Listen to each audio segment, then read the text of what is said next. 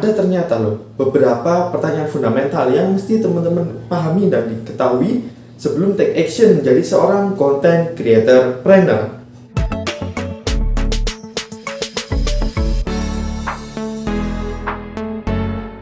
Oke, video kali ini saya masih melanjutkan pembahasan dari video sebelumnya, yang dimana kemarin itu saya share tentang gimana sih cara kita nentuin tujuan untuk menjadi seorang content creator planner. Habis itu apa aja sih benefit dan keuntungan yang mungkin akan kita dapatkan jika kita memang untuk menekuni dunia content creator planner. Buat teman-teman yang belum nonton videonya, bisa langsung klik link yang ada di kolom deskripsi di bawah. Tonton dulu video itu, baru lanjut ke video kali ini. Karena pada kesempatan kali ini, saya akan membagikan ada ternyata loh beberapa pertanyaan fundamental yang mesti teman-teman pahami dan diketahui sebelum take action menjadi seorang content creator planner. Kurang lebih ada sekitar 5 pertanyaan fundamental untuk menjadi seorang content creator planner yang sudah saya rangkum di buku Brain Creator Book. Oke, gampangnya, core value dari seorang content creator planner adalah gimana caranya dia bisa mendeliverkan, dia bisa memberikan suatu yang gampangnya saya menyebutnya adalah giving a valuable kepada target audience melalui konten yang dibuat. Valuable yang dimaksud di sini adalah able yang pertama yaitu valuable, yang kedua yaitu relatable, yang ketiga yaitu sustainable, yang keempat yaitu actionable. Oke, saya jelaskan satu persatu agar teman-teman lebih mudah memahaminya. Oke, yang pertama valuable. Gimana caranya kita bisa membuat konten yang memang bervalue, berharga, dan memiliki sebuah nilai tersendiri di mata target audience kita. Jadi kita membuat konten itu nggak asal bikin konten share tentang, misalnya sekarang lagi rame misalnya akun-akun meme, akun-akun lucu, kan gimana mereka memberikan suatu konten itu kan nggak harus tentang ilmu, nggak harus tentang informasi penting ataupun yang lainnya.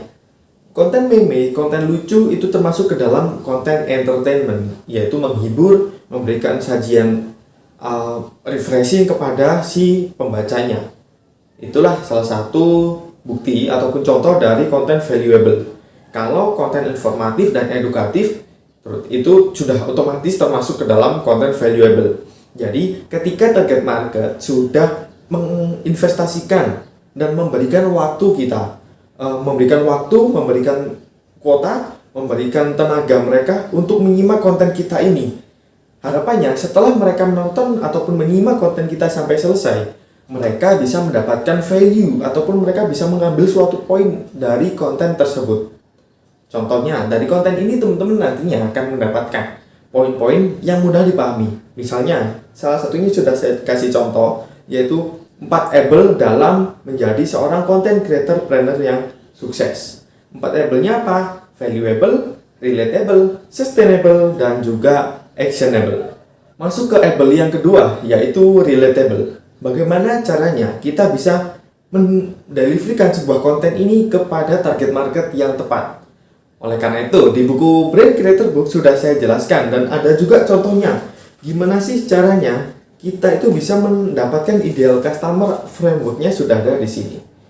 Teman-teman tinggal pahami, sudah ada buku berformat panduannya, berupa video, ada teksnya, jadi teman-teman bisa mudah memahaminya. Nah, membuat konten yang relatable dengan problem ataupun yang sedang dialami oleh target market merupakan satu bentuk kepedulian kita terhadap mereka. Karena kita bisa tahu nih, ternyata target audiens kita itu sedang mengalami hal ini loh, kondisinya kayak gini loh sekarang. Nah, kita membuatkan kontennya, dimana siapa tahu kita membuat konten tentang memecahkan suatu permasalahan. Saya kasih contoh studi kasusnya. Misalnya, target market saya adalah konten kreator, contohnya. Dimana problem mereka ini ingin mendapatkan income rutin setiap bulannya. Tapi mereka nggak mau nih terus-menerus mengandalkan income dari Google AdSense. Akhirnya, saya membuat konten ini. Saya memberikan sebuah tips gimana sih caranya kita bisa membuat konten. Dan kita bisa mendapatkan income dari sana tanpa harus mengandalkan Google AdSense atau YouTube AdSense. Salah satu caranya adalah dengan membangun bisnis online kita sendiri. Nah, ketika saya membuat konten tersebut, lalu si konten kreator itu sedang membutuhkan hal tersebut dan problemnya adalah relate dengan mereka, maka mereka akan menganggap konten saya adalah bisa membantu mereka. Masuk ke able yang ketiga, yaitu sustainable. Gimana caranya konten kita ini bisa berkelanjutan, kita bisa konsisten tuh nih. Gimana caranya kita bisa konsisten dan kita bisa berkelanjutan dalam memberikan konten kepada target audiens yang kita inginkan. Nah, sustainable di sini nggak mesti satu hari, setiap hari harus upload atau enggak. Yang penting kita rutin, kita nggak berhenti di tengah jalan, tahu-tahu kita nggak posting, kita nggak upload. Tapi kita harus berusaha lah untuk mendisiplinkan diri kita sendiri. Kita mau upload konten ini hari apa aja sih?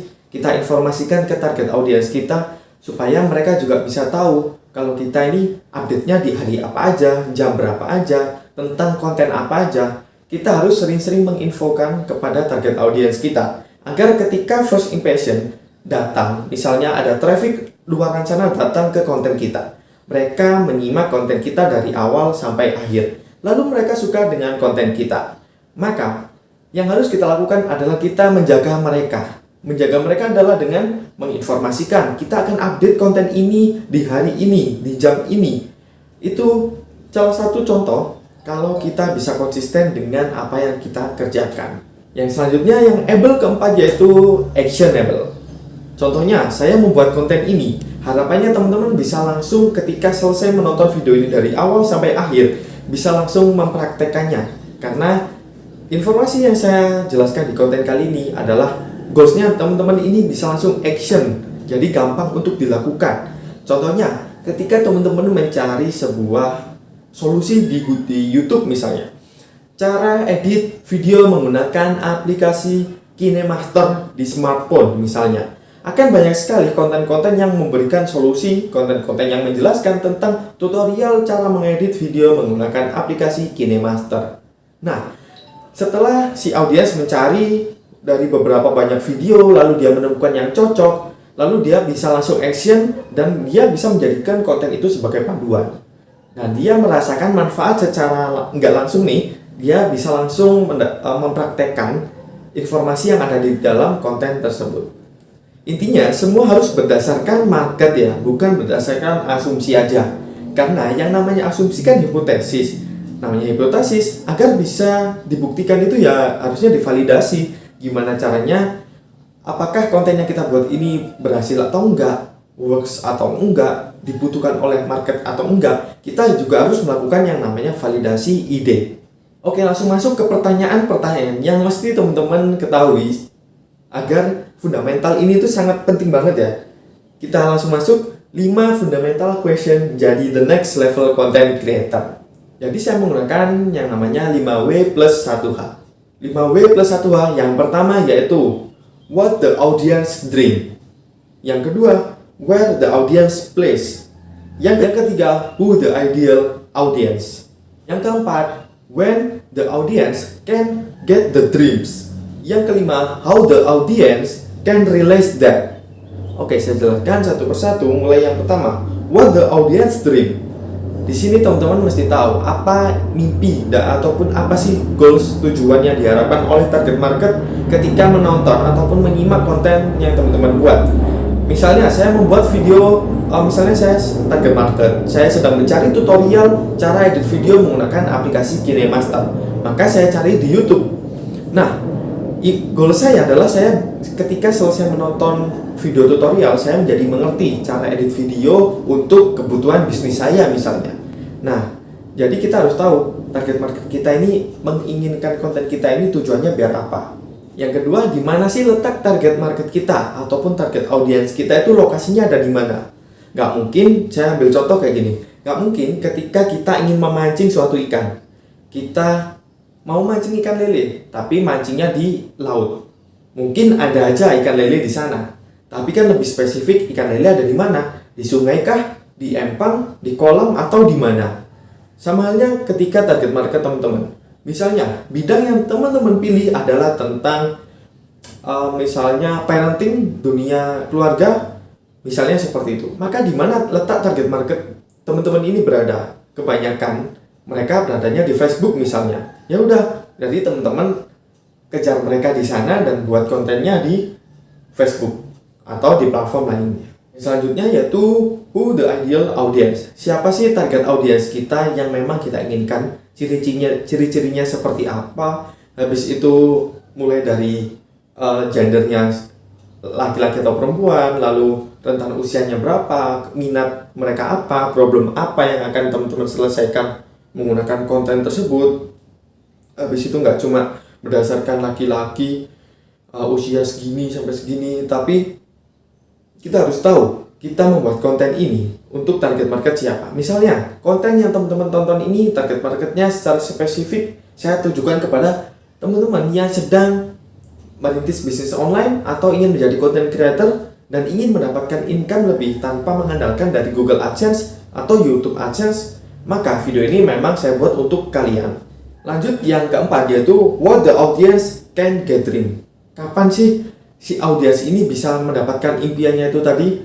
Misalnya, tadi saya menjadi target market, saya mencari video tutorial mengedit video menggunakan aplikasi KineMaster. Kapan impian saya jago edit KineMaster ini terwujud? Ketika saya menonton video dari awal sampai akhir, tutorial lengkapnya dari awal sampai akhir. Setelah selesai menonton, saya bisa langsung praktekkan dan bisa langsung merealisasikan dan mewujudkan mimpi saya untuk bisa edit video menggunakan aplikasi KineMaster.